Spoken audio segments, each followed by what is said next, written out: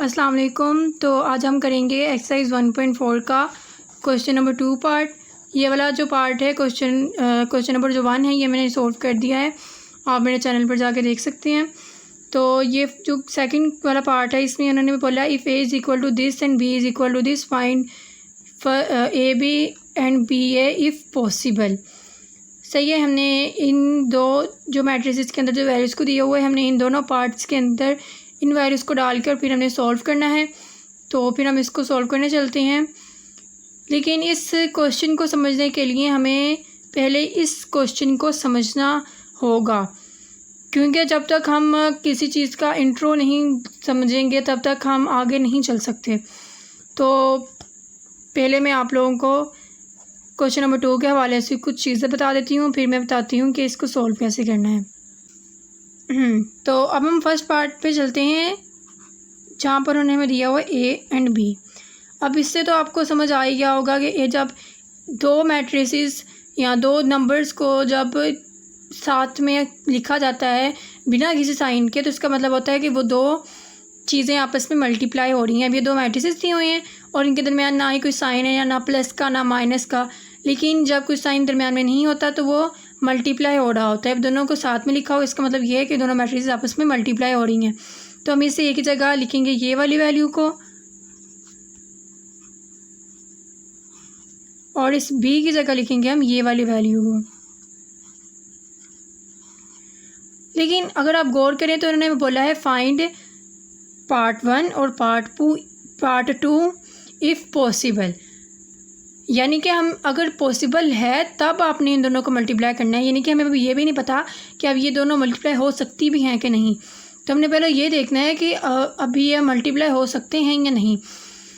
क्योंकि जब कोई चीज़ मल्टीप्लाई कोई हो ही नहीं रही तो फिर हम उसको कैसे कर सकते हैं, जिसका कोई वजूद ही नहीं है तो फिर हम उसको कैसे कर सकते हैं। ठीक है, तो अब हम पहले जो है ना, जब मैंने आपको फर्स्ट क्वेश्चन बताया था तो मैंने आपको बताया था कि कोई भी चीज़ का मल्टीप्लिकेशन उस वक्त कंफर्मेबल होती है जब उसकी जो नंबर ऑफ़ इस ए मैट्रिक्स की number of columns B matrix के नंबर ऑफ़ रोज़ के इक्वल हों।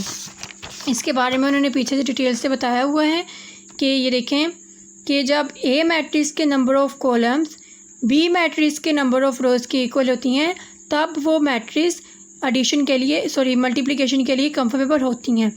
यानी कि तब हम उसका मल्टीप्लिकेशन कर सकते हैं जब किसी ए मैट्रिक्स के number of columns B matrix के नंबर ऑफ़ रोज़ के इक्वल होंगी तब हम इसको मल्टीप्लाई कर सकते हैं। अदरवाइज़ जब number of columns A matrix के बी मैट्रिक्स के नंबर ऑफ़ रोज़ के इक्वल नहीं होंगे तब जो है ना वो मल्टीप्लाई नहीं हो सकती। इस तरह हमारा जब क्वेश्चन दिया हुआ है ना, अब फिर हम उसको देखेंगे कि उस मैट्रिक्स की जो ए मैट्रिक्स है उसके number of columns B matrix के नंबर ऑफ़ रोज़ के इक्वल हैं या नहीं, यानी कि मल्टीप्लाई हो भी सकती हैं कि नहीं।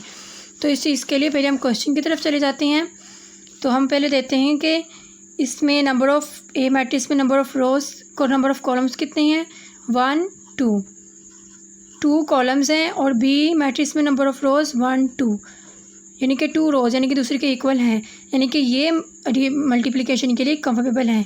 तो हम मल्टीप्लाई कैसे करते हैं कि इस मैट्रिक्स की फ़र्स्ट रो को सेकंड मैट्रिक्स के रो के साथ, कॉलम के साथ, तो ये 3 मल्टीप्लाई होगा 6 के साथ, और इनके दरमियान साइन आता है प्लस का, और फिर 0 मल्टीप्लाई होगा 5 के साथ।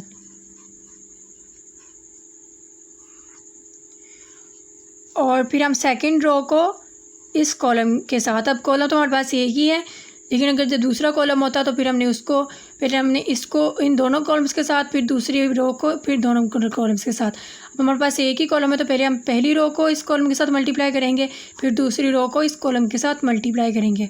अब -1 6 के साथ मल्टीप्लाई होगा और 2 5 के साथ।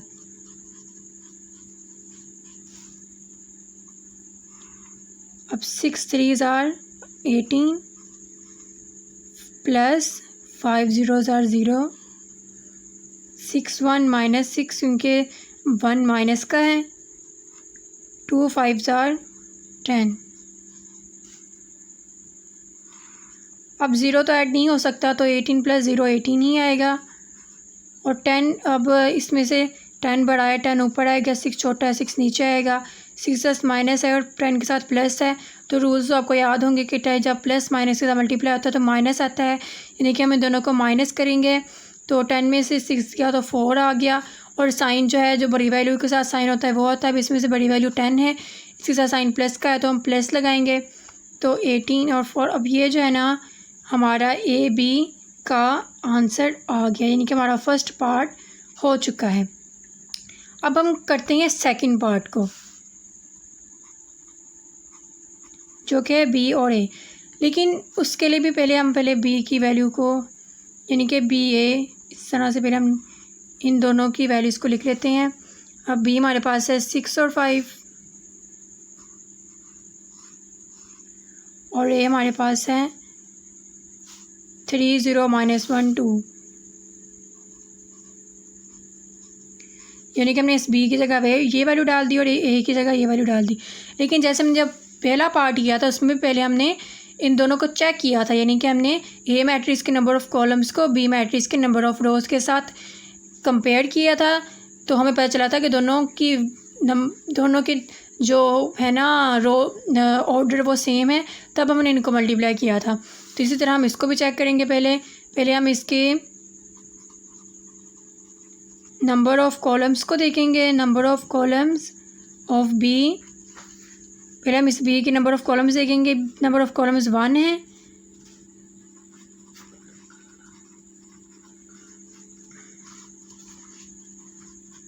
और फिर नंबर ऑफ़ रोज़ इस मैट्रिक्स की 1 2 2 हैं।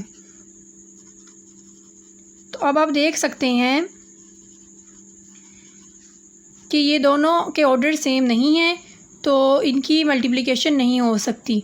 जब मल्टीप्लिकेशन ही नहीं हो सकती फिर हम इनको मल्टीप्लाई कैसे करेंगे, तो फिर इसका मल्टीप्लिकेशन नहीं हो सकता। तो इस तरह हमारा सेकंड क्वेश्चन भी हो चुका है। Thank you for watching.